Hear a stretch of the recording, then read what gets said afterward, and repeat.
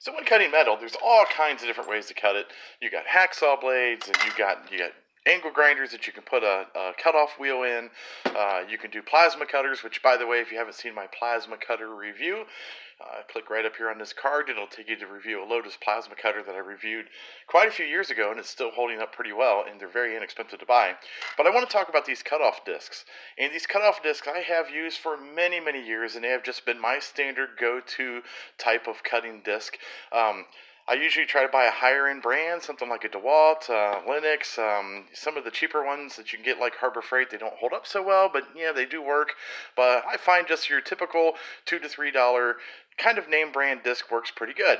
Now what happens with these wheels is one of two things. One is they'll wear down and lose diameter size. As you can see, this was originally one of these, and it's already lost some circumference. And the problem with that is as it wears down and loses its circumference, your cutting speed slows down, and then you get to the point where you don't really have any more room to cut anyhow, because you're starting to get into the center here.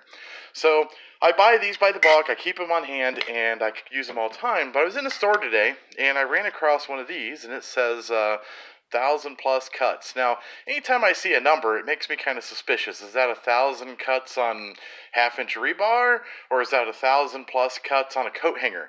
I don't know. But I thought, I'd try it because this is a metal. It's still abrasive. If you get real close here, maybe my camera will focus. It's got like a diamond dusting, at least they say diamond, but it's got some type of abrasive dusting around the edge.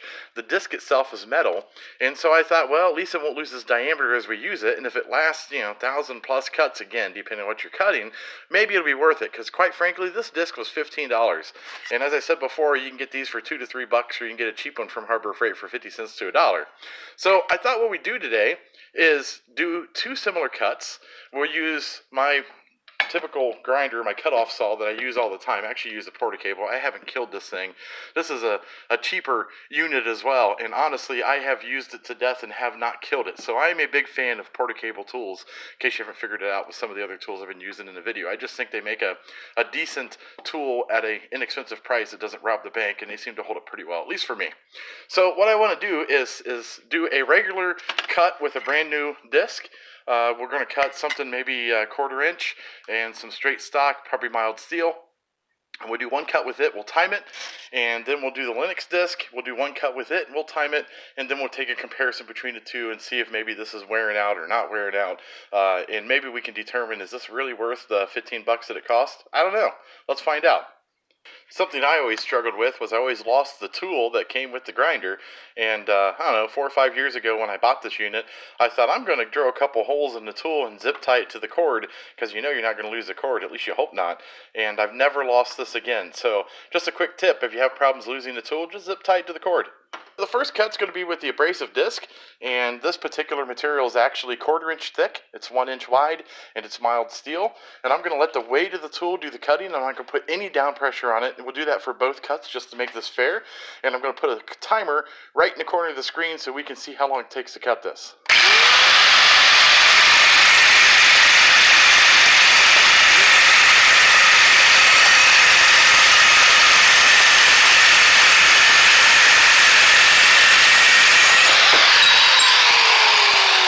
So that's about what I expected with this type of disc.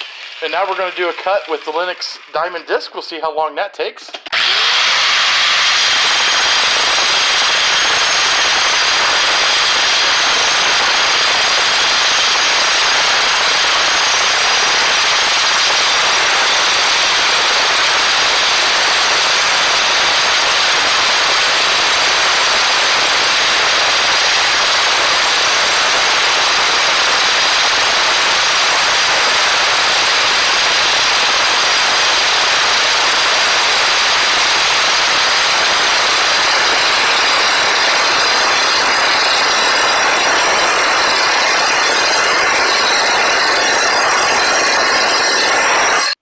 So let's talk about the final results and what I think and what you might think.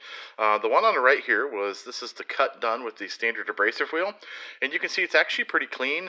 You could almost use this, maybe a little bit of smoothing out, but certainly pretty polished and pretty nice.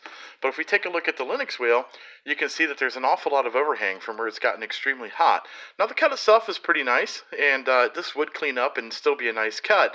But overall, I'm going to have to say, just due to the speed factor alone, I don't like them. I would rather go with a standard abrasive disc any day over these discs, just for the simple fact that they take longer to cut. Now, it does say it'll last 30 times longer, and maybe if you're into saving some pennies and nickels and it does really last 30 times longer, it might be worth it for you. But for me, time is pretty valuable these days, and I'm going to say this thing's just going to sit around in a toolbox and probably never get used unless I am completely out of abrasive discs. So if you like these types of reviews and these types of videos, please like and subscribe. Take a look at some of my other videos and you might find something that you might want to build yourself.